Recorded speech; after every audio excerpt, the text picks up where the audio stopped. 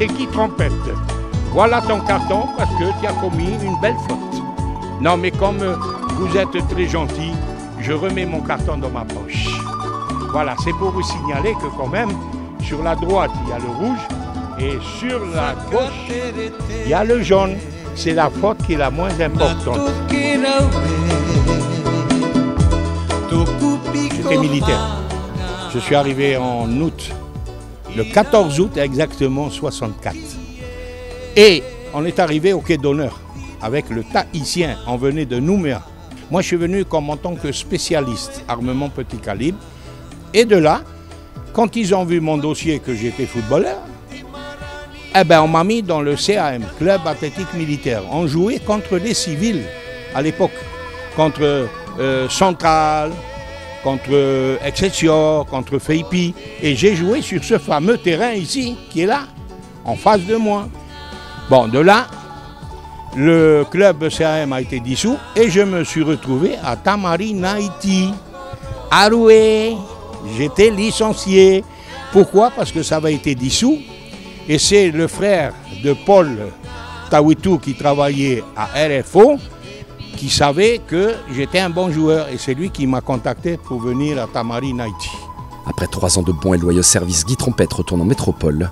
C'est à cette période que ce passionné de football troque son maillot de joueur pour celui d'arbitre central. Tout ça, c'est grâce à Michel Vautreau. C'est lui qui donnait les cours aux arbitres. Et un nommé Blondeau aussi, parce que quand ils arbitraient, ils étaient trois lions qu'on appelle, on les appelait là des lions. Donc c'est eux qui m'ont poussé à être arbitre et tout. Et quand je suis arrivé, ben, j'avais mes diplômes. Et donc on m'a sollicité, on m'a convoqué, Napoléon Spitz à l'époque, c'est lui qui m'a convoqué. Il me disait, tu sais, ici les lois de jeu, tu vois ce bouquin d'arbitrage, on le fout à la poubelle et les lois de jeu, c'est moi qui les fais. Et je le disais, président, je vous demande une chose, vous ne voulez pas que j'arbitre? Faites une lettre à la Fédération française de football et je n'arbitre plus. Terminé, ça s'arrête là. Bon, il me dit on va se mettre d'accord, je ne veux plus entendre parler de ça et tout. Pourquoi? Parce que le premier carton jaune que j'ai mis, c'était à Central et c'était à Errol Bennett. Et il ne fallait pas toucher Central. Ça s'est passé à Fatawa, à l'époque. Et là, je me souviens sur mon terrain que je m'occupais, à chaque fois que j'avais des problèmes avec des spectateurs, il m'arrivait d'arrêter le match et de monter dans les tribunes et de dire aux personnes, pourquoi vous m'insultez? Si c'est pour m'insulter, restez chez vous, lavez votre linge, mais pas à moi. Voilà ce que j'avais à vous dire. J'arbitrais avec de la trouille, hein, parce qu'on me disait, attention, quand on va finir, on va te casser la gueule. Ça, c'est sûr. Des fois, sur le terrain, on me le disait aussi. Mais je ne mettais pas là de carton rouge. Je leur disais, attention, vous me touchez, même si j'ai rien, je tombe, mais vous allez travailler toute votre vie pour moi. Et c'est là que ça se calme. J'avais des figures comme les frères Cadusto, Sin, Willy. Ah, ça, c'est des bêtes. Voirin, Xavier, c'était ou Barbos, c'était un grand copain. Il travaillait ici aussi à Fatawa, hein, mais il était dans son transport. C'était des mecs qui astiquaient. Le ballon, il passe, mais le bonhomme, il passe pas. Voilà. J'hésitais. Si je lui fous un carton, ça va flamber. Si je lui mets un jaune, ça va flamber. Je ne savais pas comment faire. J'ai dit finalement, allez, je lui mets un petit jaune et puis on n'en parle plus, on verra après. Mais je le réprimandais quand même. Ah, j'ai eu des matchs difficiles. Hein. Très difficiles. De Maïna à Taoutiera, Guy Trompette officiera pendant plus de 20 ans dans le championnat tahitien. Arbitre international FIFA, il ira même jusqu'en Calédonie arbitrer des matchs de Coupe de France, chargés d'histoire. Il y avait des clubs d'ici, comme l'OPT, Central, Feipi, Excelsior, qui venaient jouer la Coupe de France là-bas contre la Calédonie. Mais la Calédonie, elle ne gagnait jamais. Alors du coup, Napoléon Spitz, qu'est-ce qu'il a fait?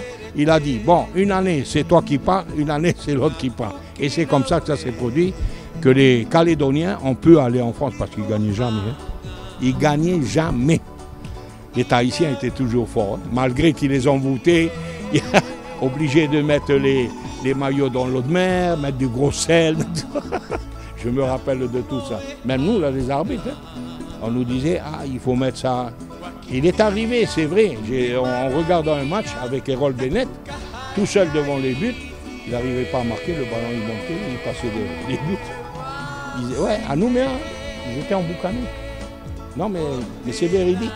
Alors il y a des vieux Tahitiens qui disaient il faut aller à la mer, il faut tremper vos maillots avant d'aller jouer, vous les mettez après. Et c'est comme ça que ça se passe. Très impliqué dans le monde de l'arbitrage, Guy Trompette défendra pendant toute sa carrière le statut des hommes en noir. C'est d'ailleurs grâce à lui que les premières primes de match leur seront accordées. Il formera également de nombreux arbitres à Tahiti et dans les îles. J'ai arrêté en 1995 parce qu'il y a eu la limite d'âge des arbitres internationaux. Au bout de 45 ans, tu ne peux plus arbitrer. Et c'est comme ça que j'ai arrêté pendant les Jeux du Pacifique Sud ici. J'ai une mémoire avec Napoléon Spitz. Il est décédé 3 mois avant les Jeux du Pacifique Sud. Ça m'a fait quelque chose et je travaillais avec lui, là, ici au CTS à l'époque. Ah, j'ai dit non, je ne vais pas sur le terrain, je ne veux plus, j'arrête. Et c'est là que ma compagne d'arbitrage a été.